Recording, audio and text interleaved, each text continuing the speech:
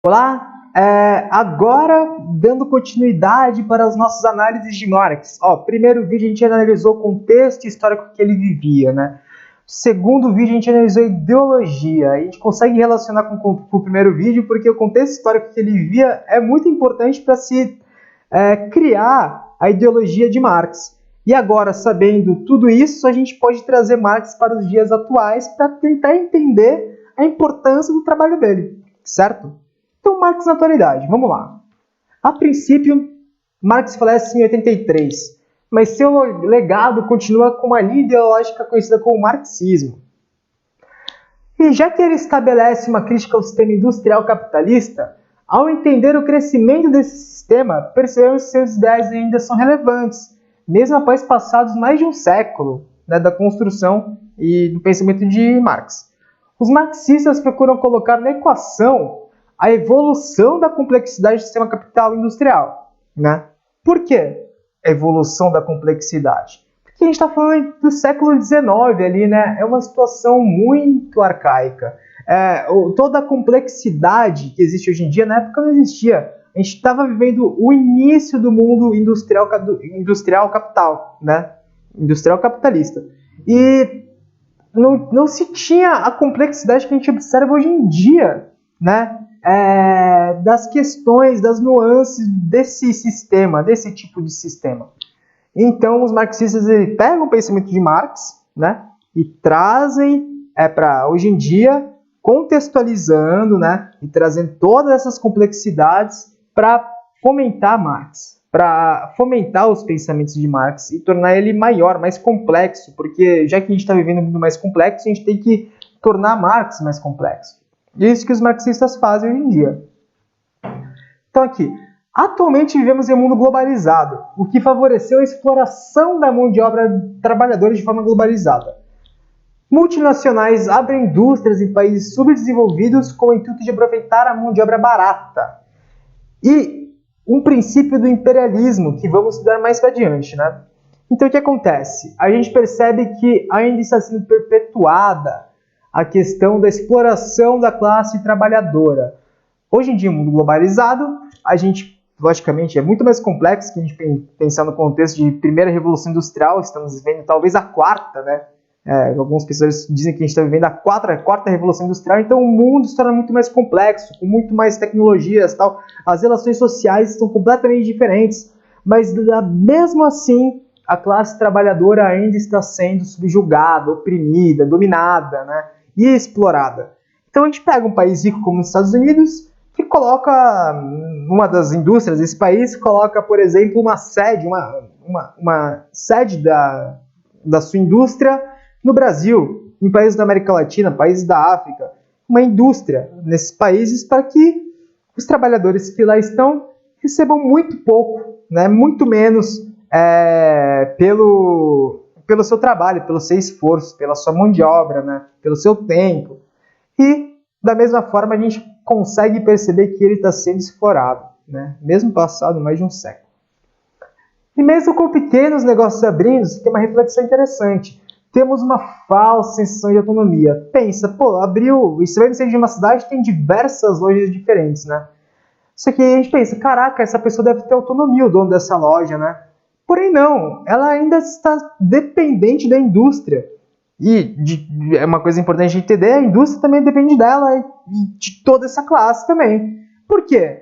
Porque para vender um determinado produto, essa pessoa vai ter que comprar. Né? Comprar o quê? Seja comprar o produto pronto para revender para a população, ou seja comprar a matéria-prima para se produzir um produto, né? Para se fabricar um produto, uma mercadoria, para se vender para a população.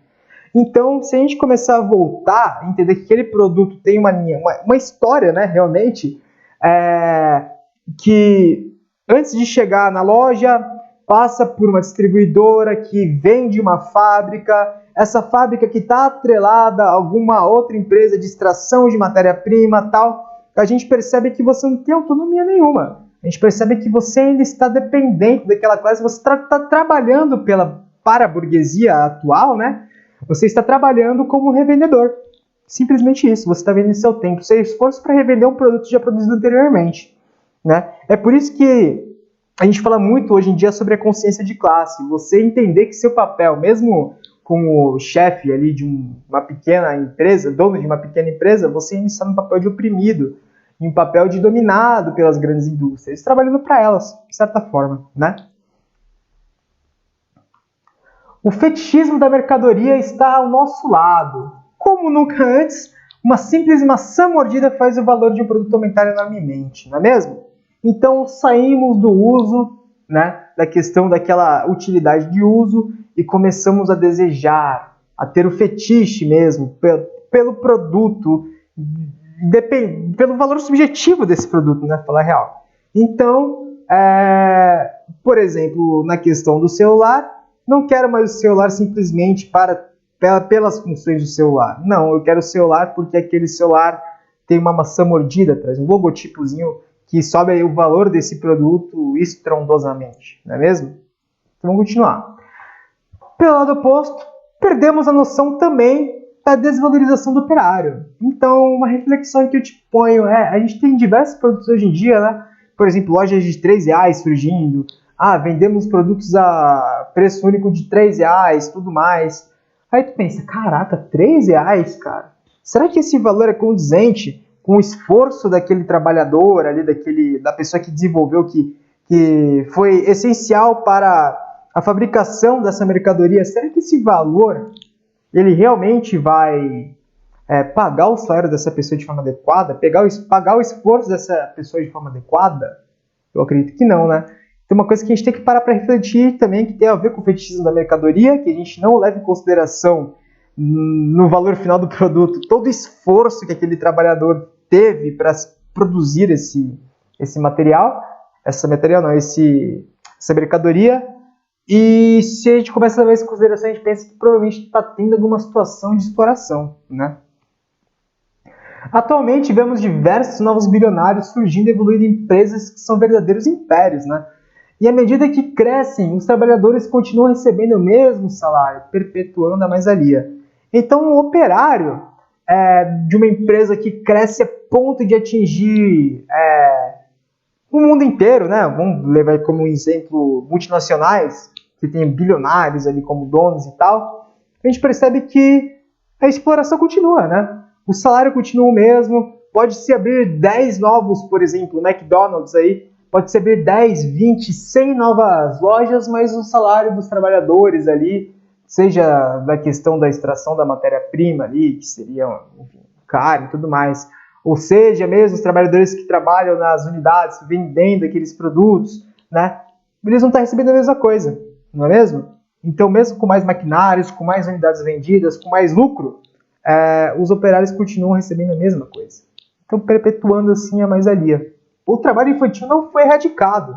Marx, que criticava essa forma desumana de trabalho, ainda se torna realidade, principalmente numa realidade de extração de matérias-primas. Por exemplo, vou citar o exemplo da extração de minérios, né, que é muito utilizado para produzir celulares, videogames e tudo mais. Esses minérios, eles vêm de uma forma muito forte da África, né, do continente africano mesmo. E nesse continente, já que não tem uma fiscalização muito forte, já que essas pessoas são dependentes desse tipo de comércio, a gente vê muitas crianças no campo de extração de minérios, que é um trabalho pesadíssimo, sendo exploradas, né, basicamente, a força de trabalho dela, a mão de obra dela sendo explorada para se ter o minério extraído e esse minério ser vendido para as grandes empresas imperialistas, aí, né, as empresas norte-americanas, as multinacionais, tudo mais.